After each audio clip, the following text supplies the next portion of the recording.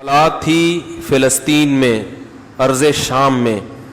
یہ جو آج کا شام ہے یہ بہت چھوٹا ہے. نبی کے دور میں اس کی حدود، جیسے نبی کے دور کا جو ہندوستان ہے اس میں سندھ بھی تھا، اس میں پنجاب بھی تھا، بلوچستان بھی تھا، اور برما بھی تھا، اور اس میں بنگلہ دیش بھی تھا، اور شاید نیپال بھی تھا اس میں، جہاں سے وہ مردوں کا ایک واقعہ ہو چکا ہے. تو کنفرم نہیں ہے نیپال اس میں تھا یا نہیں تھا، لیکن یہ اتنا بڑا خطہ کیا کہلاتا تھا؟ ہندوستان. تو یاد رکھو جب بھی کوئی حدیث آیا کرے نا کسی کے بارے میں تو اس میں اس دور کے جغرافیہ کے لحاظ سے بات کی جاتی ہے. یہ جو غزوہ ہند ہے، ہندوستان کا جہاد ہے، اس کے بارے میں آج کل بہت کچھ لکھا جا رہا ہے، بہت کچھ، لیکن مجھے ایسا لگتا ہے کہ کچھ توڑ مروڑ کے، کچھ کھینچتان کے احادیث کو چسپاں کیا جاتا ہے.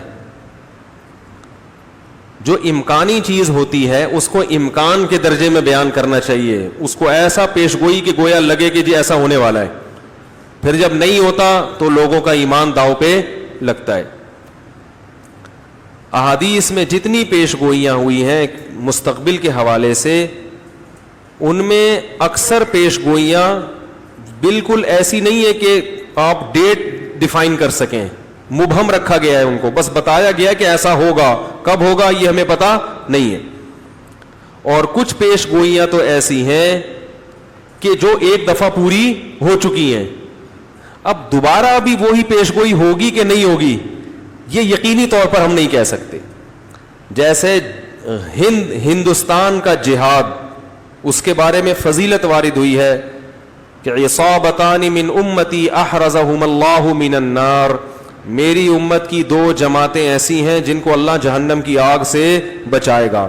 عصابۃ تغزو الہند، ایک وہ لشکر جو ہندوستان پہ حملہ کرے گا، وعصابۃ تکون مع عیسی ابن مریم، اور ایک وہ لشکر جو حضرت عیسیٰ کے ساتھ مل کر لڑائی کرے گا.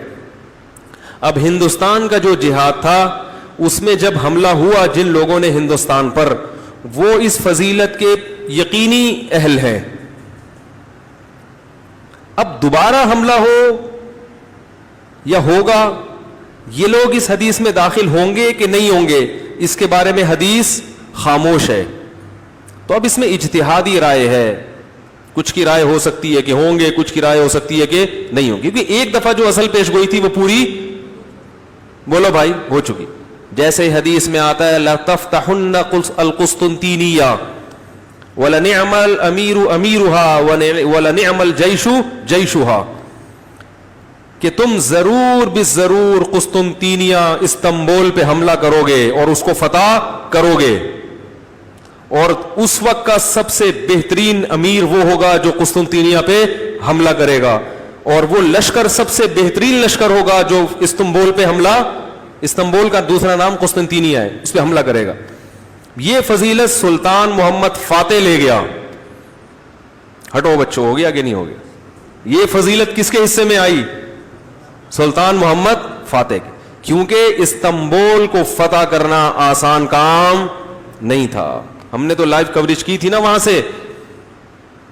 1000 سال سے وہاں عیسائیوں کی خلافت قائم تھی، صحابہ گئے، تابعین گئے، تبع تابعین گئے، کوئی بھی فتح نہیں. تبھی مشکل کام تھا، تبھی تو نبی نے فضیلت دی. اور اس کی لوکیشن ایسی تھی جغرافیائی لحاظ سے کہ یورپ اور ایشیا کے درمیان. تو اتنی بڑی دیوار کو فتح کرنا اور پانی پہ، خشکی پہ کشتیاں چلانا، تو یہ فضیلت کس نے حاصل کر لی؟ سلطان محمد فاتح نے. اب اگر دوبارہ استنبول پہ ضرورت ہوئی جہاد کرنے کی تو پھر یہ فضیلت اس دوسرے کمانڈر کے حق میں یقینی، بولو بھائی، نہیں ہے، کیونکہ اب وہ بات تھوڑی ہوگی. پھر اس کو ہم ویسے ہی کہیں گے کہ بھئی جہاد کی علی الاطلاق فضیلت ہے کہیں بھی ہو. دوسرا، اس بیس پر بلا وجہ استنبول پہ حملہ کوئی کرے، یہ ہو رہا ہے آج کل. میں آپ کو بتا رہا ہوں، احادیث کو جس نے جو کرنا ہوتا ہے نا اس کو اپنے مطلب کی حدیث مل جاتی ہے.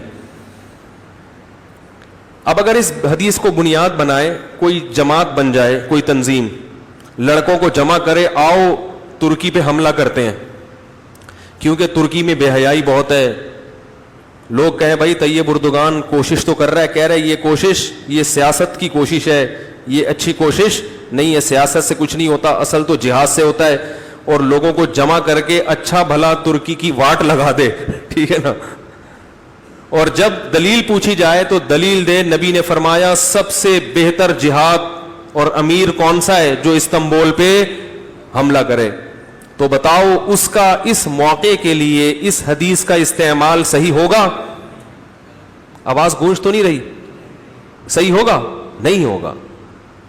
ہم گراؤنڈ ریئلٹی کو دیکھیں گے, بھئی اس لڑائی کا فائدہ ہے یا نقصان.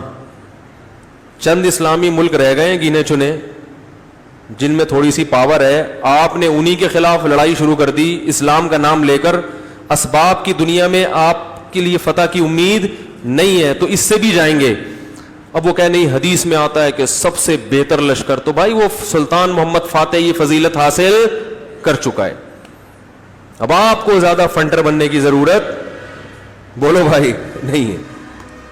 تو اسی طرح غزوہ ہند کے بارے میں یا اور جس طرح کی روایتیں, ان میں یقینی طور پر تو وہ مجاہدین فضیلت حاصل کر چکے ہیں جنہوں نے ہندوستان پر اسلام کا جھنڈا لہرایا. اب دوبارہ اس حدیث کا مصداق وہ لڑائیاں ہیں یا نہیں ہے, ان سے احادیث خاموش ہیں. تو اس میں یقینی طور پر اس فضیلت میں داخل کرنا یہ محل نظر ہے, اس پر اشکال ہے.